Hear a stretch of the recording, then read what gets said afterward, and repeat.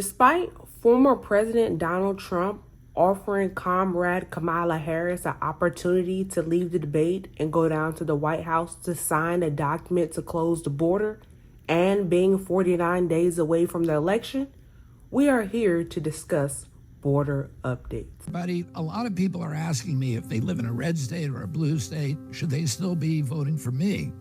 What about swing states? The answer is easy, no. No matter what state you live in, you should be voting for Donald Trump. And let me tell you why. That's the only way that we can get me and everything I stand for into Washington, D.C. and fulfill the mission that motivated my campaign. Right now, free speech is under withering and relentless attack in America and across the globe. But at least we still have enough of it here that you can watch this video. We can still run an opposition political campaign. Well, in a lot of countries, you can't do that anymore because the state now controls the media. The state censors the internet. Brazil just banned Twitter because Elon Musk refused to censor user speech. Kamala Harris says that Musk better behave himself or he will, quote, lose his privileges and it should be taken down. They are directly speaking to millions and millions of people without any level of oversight or regulation. And that has to stop. Hello everyone, thanks for tuning in. If you have not done so already, please hit the subscribe button as it really does help us out a lot. All right, we're going to start with the northern border updates. Let's get into it. Thank you all for joining today. I am sitting down with Zachary Apotheker, a current Border Patrol agent who is speaking out about the issues that he's seen unfold with the surge in illegal immigration under the Biden-Harris administration. Zachary, thank you so much for joining me today. Given that you're a current Border Patrol agent, you definitely are up against a lot when you decided to speak out about the situation at the southern border and actually the northern border where you work currently. Could you tell me why you decided to ultimately come forward? Of course, ma'am. Thank you very much for giving me this opportunity. I think it's very important for the public to know. First and foremost would be love of God. Second would be love of my country. I haven't done nearly as much for this country as many other men and women who have sacrificed everything, literally everything in their families. They've given the greatest. Sad that he even has to come up here and talk about this? He has a job that he has to do, reports that he could be writing, individuals to be keeping safe from crossing over, but yet he is sitting here discussing this with us. Sacrifice their life, but also men and women who are in the military constantly doing everything that they can, and people that fought in wars. So my love of country would come second, and third would be my love of my family. I see what this country is turning into right now, and I don't want my family to have to suffer the consequences. And if they do have to suffer those consequences, I want to be able to say that I tried to stop it and I spoke out against it. Tell me what you've seen that you want the American people to know from the perspective. That is very true. I'm not going to keep pausing it. However, these individuals like Comrade Kamala Harris or Biden has grandchildren, children, future generations that you're going to be leaving behind. And look what mess you're creating for them to have to suffer in. They're not exempt.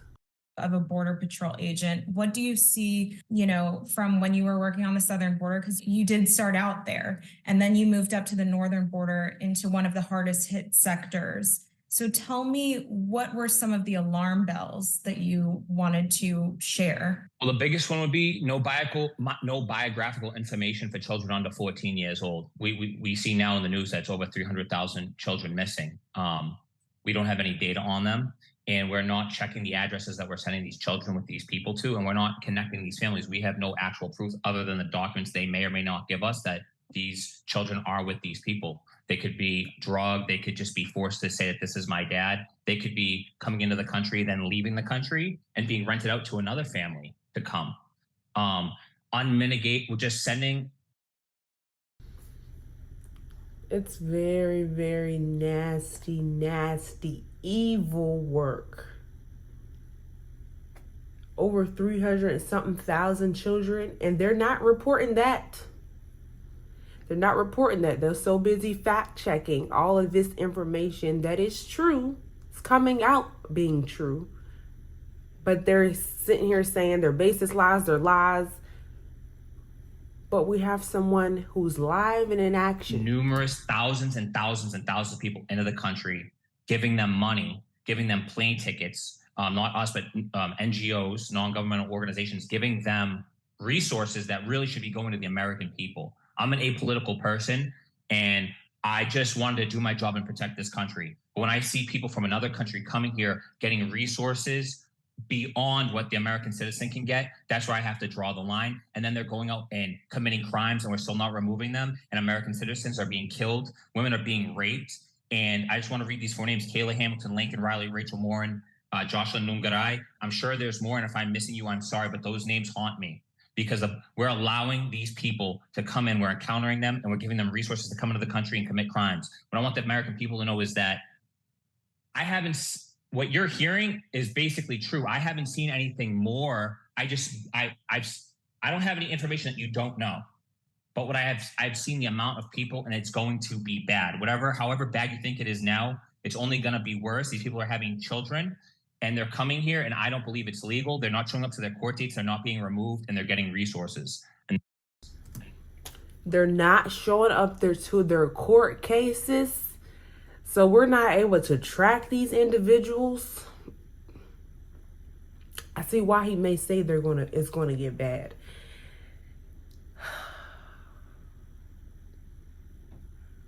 It's very sad. It's very sad. We have enough crime in America as it is without these illegal immigrants here. It's been crime. We don't need any more crime in this country. And that's wrong. Is that what's happening now? Are those people? No, thousands, if not millions of people are presenting themselves with neck pillows, telling us to hurry up, I want in, and I'm hungry and I'm thirsty. Well, if you're so hungry and thirsty, why'd you come to my country? So I could feed you. That ain't my job. I ain't a babysitter. You came here expecting what? I never put my hand out. I work for everything I have. Go back in my history, never took a dime from nobody. And you want to come here and get free stuff? That you should be ashamed of yourself. That's cowardly. That's not what people should be doing. If you have... And it's so sad because here they are trying to protect us, American citizens, and you have the government letting them in, not providing any additional assistance or security at the border during this process. And if you know, all these people will come over here, and then they are being rude. That's what we would call it. You're being rude, disrespectful, out of order, and causing chaos, essentially. To come over here and do what? If you don't have a job, if you don't have food, if you're already hungry, how you... Able body and sound mind, you should stay in your own country, work, and do what's right. Don't come here expecting me to pay you to eat and pay you to sit around, get all these free benefits. I don't mind doing that for people that need it, that fought for me and for and fought for my freedom. We had a 20-year war. There's a lot of veterans that went out there and they came back without arms and legs and missing body parts. They're missing body parts. They can't get the care they deserve. They got to start private funds. Why aren't we taking care of those people? But yet these bums come from other countries and they want their stuff. You're taking stuff away from them. That ain't right, and I ain't doing it no more. I don't want to do it no more, and I'm going to speak out. And whatever happens to me, happens to me. That's who I care about, and we're not taking care of them. Thank you, Zachary. It's very touching. He's very passionate about his job, and you can tell that he's saying stuff, but it seems like it's so much more that he can say, and it still wouldn't be enough. However, we're going to be moving on to New York has evicted 40,000 migrants. Evicted them to where they need to be deported. However, they have been evicted. New York City quietly launched a pilot program in December 2023 that pays illegal aliens to leave its shelters. Through the program, the New York City Department of Homeless Services is offering 150 families $4,000 per household to find permanent housing. The Department of Homeless Services has been dispensing the cash assistance since December to eligible households who live in the city's emergency shelters. According to New York City's local Fox affiliate, eligibility for the program is limited to asylum-seeking families and pregnant women who are residing in select city-run emergency shelters and have already identified permanent housing. And although while these aliens are called asylum seekers, it is not clear whether the families are actually required to file asylum applications to receive funds. The $4,000 may be used for security deposits, moving expenses, first and last month's rent, and household necessities. Migrant families must document their expenses. Families can also receive up to $1,000 in gift cards for household necessities and moving expenses. I would like to ask any American people, I'm sure you have moved within the last 2 to 3 years, probably more than once. Did you receive any assistance? Did you receive any gift cards? Did you receive any help finding housing? Put it in the comments. Let's discuss this. According to an updated estimate by the Department of Homeless Services, it now costs $388 per night to house a migrant household. Moving on to Springfield, Ohio. When we first heard of Springfield, Ohio was probably during the debate, and we initially heard residents complaining of migrants squatting in their yard, migrants driving without license and hitting family members, hitting school buses, injuring children, and so forth. Now we have migrants giving threats to public officials and schools. At least 2 schools in Springfield, Ohio were closed for a second day because of bomb threats tied to a baseless rumor spread by Donald Trump. At this week's debate, Trump... Isn't it so interesting how the first thing they said was baseless rumors? If you have not heard of Springfield, Ohio prior to debate, they have been experiencing these issues with the migrants for a while now. And it's just now becoming viral and getting worldwide notice.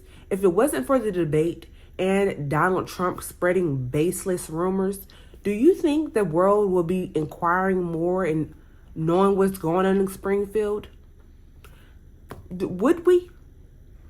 Claimed Haitian migrants in the city were eating dogs and cats. It was widely mocked, but there's nothing funny about this. 2 days later, someone began emailing bomb threats, which included hateful remarks about Haitians that forced the evacuation of City Hall and the evacuation of...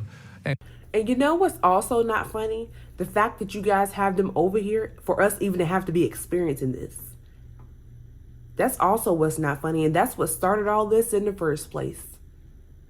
Isn't it so interesting how they will not even acknowledge or take accountability for us being in this situation is because of them opening up the border? Everyone needs help. We understand that, but I'm pretty sure. And closure of schools. Springfield's mayor clearly puts some of the blame on Trump, saying, quote, anybody on the national stage that takes a microphone needs to understand what they could do to communities like Springfield with their words. They're not helping. They're hurting communities like ours with their words. Springfield native John Legend. Mayor, where have you been? Mayor Rob? We've heard you for the first time in the last 2 years. If I'm wrong, someone correct me. Mayor, where have you been? Why haven't you addressed your residents with such concerns? Have you been out and heard some of these residents at the city council meetings? It doesn't seem like it. Have you reached out to your counterparts down there in the federal government building to see why they have been allowing so many migrants into your city? Doesn't sound like it if you are on here for the first time quoting, we're hurting your community. I believe you're hurting your community along with your counterparts more than Donald Trump, because he's now allowing the residents of this city to finally be heard, because they've been silenced for quite some time. And why is that? And took to social media to deliver his own message. I think all of us need to have the same kind of grace that we would want our ancestors to have when they moved here, with our Haitian brothers and sisters who move here too. John Legend, if you're going to get on here and talk some nonsense, then we're going to get on you too. Because it's some serious things going on right now. Now let's hear what you got to say before we criticize you too hard. And nobody's eating cats. Nobody's eating How do you dogs. know? You don't even live in Springfield, Ohio no more, John Legend. You don't even live there. So how would you know? So after the first day of school closings, we now have additional threats. And now to the firestorm surrounding Springfield, Ohio, which has everything to do with this campaign. A city thrust now into the political spotlight after baseless rumors and false allegations spread online about Haitian immigrants who are here legally, claiming they are eating pets in that city. We are learning of new bombs. They're here legally. They're Haitian, but they're here legally. You see how they like to play on words? They would be American if they were legal. Bomb threats today there. On Friday, a bomb scare forced 2 elementary schools to evacuate. Springfield's mayor now saying, quote, "We need help, not hate."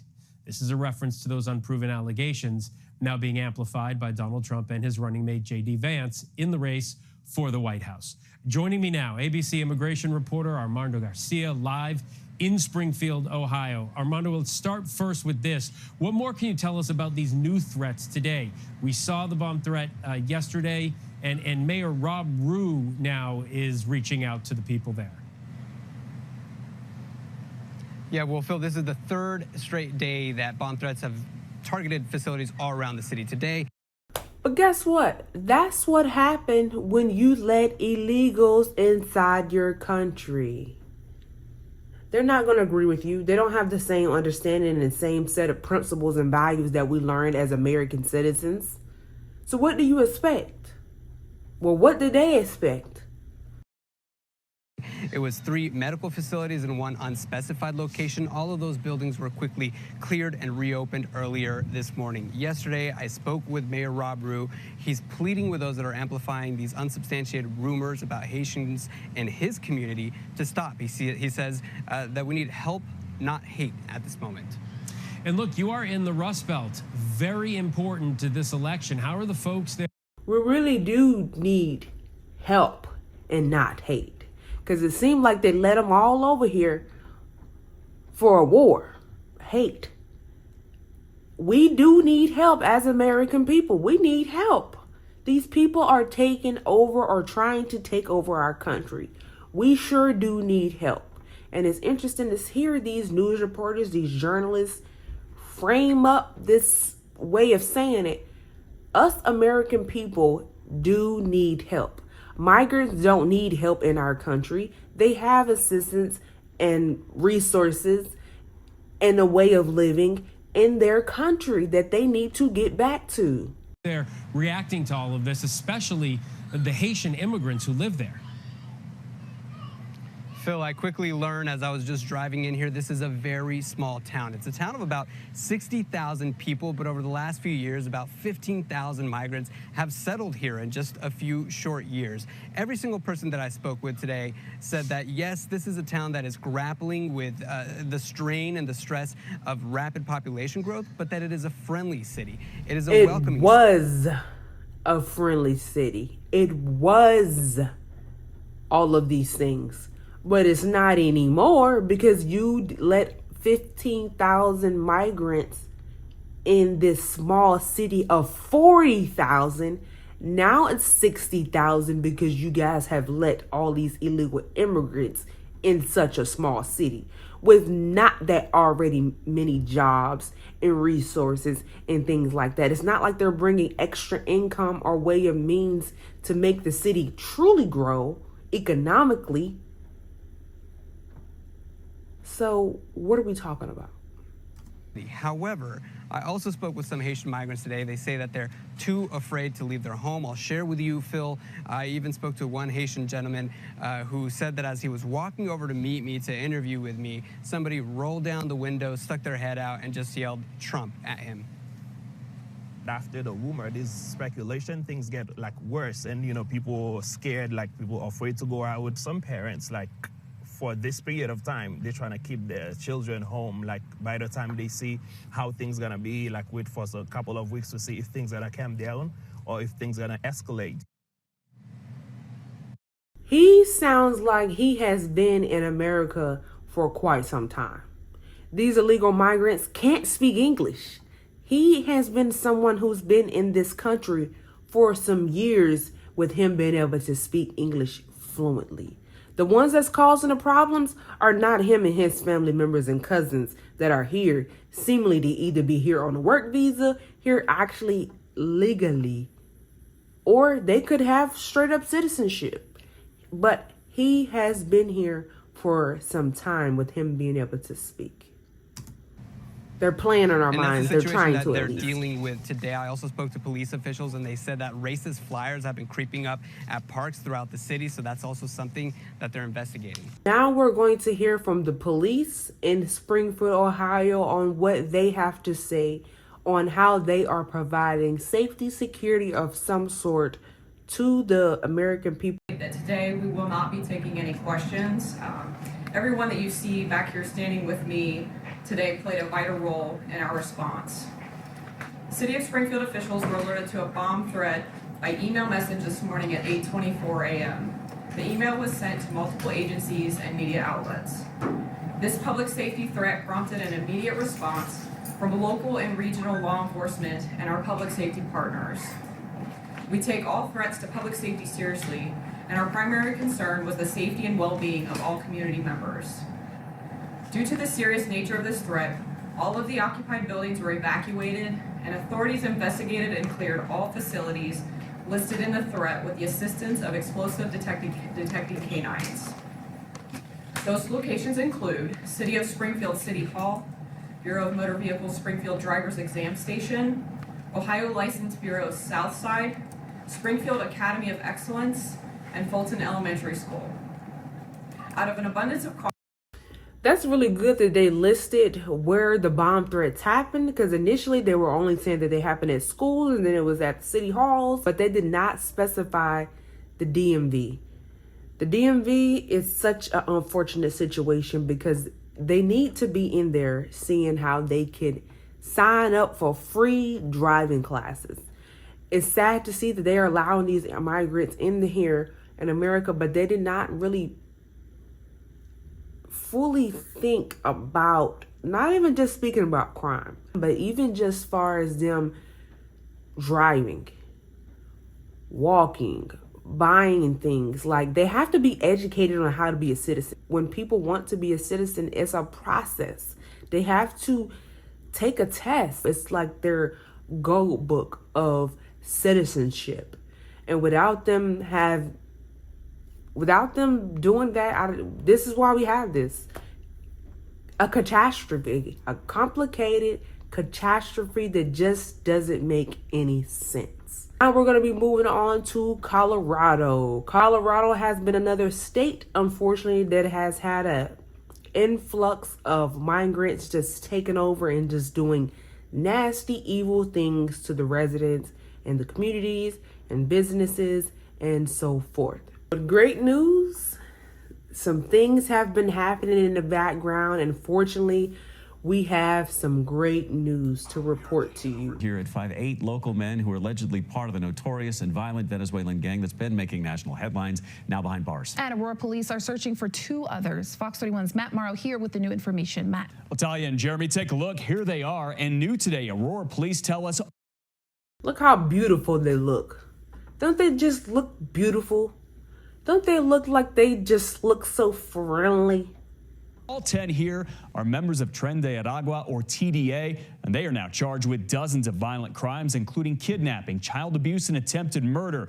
We now know some of the Venezuelan gang violence in Aurora started nearly a year ago. Here's a closer look at their mugshots. A year ago. Just imagine these residents dealing with this for a year. Apartment complexes dealing with this for a year. It's so sad. Again, please tell us all are documented members of TDA. Most of the men were arrested within the last few months. Some of the arrests go back to early this year. Again, the search is still on for 2 of them. Police would not tell us how many of the alleged gang members are in the U.S. illegally or have been turned over to ICE, Immigration and Customs Enforcement, but we know for sure at least one suspect is in ICE custody. Aurora Police also... On one hand, they're arrested. On the other hand, these are some very dangerous people. And the individuals in American jail haven't seen anything like this. It's going to get really ugly in these jails because there's already division. But now you have illegal immigrants in American jail. Doesn't sound good. Apartment complexes here that have become the center of a national and international headlines and a talking point, as you heard, for the Trump-Vance campaign. This includes the Fitzsimmons Place apartments off Nome Street and the Whispering Pines condos on 13th Avenue. And Aurora Police also tell us many of the victims of the violence committed by these men are migrants themselves. Jeremy. All right, man. So far, comment down below if you have not already your thoughts on all the updates that we have reported to you thus far. And while you're at it, hit the subscribe button. There you guys have it. That is your political update for today. Former President Donald Trump is letting all Americans know, not only in Springfield, that once he is elected, he will be implementing a mass deportation.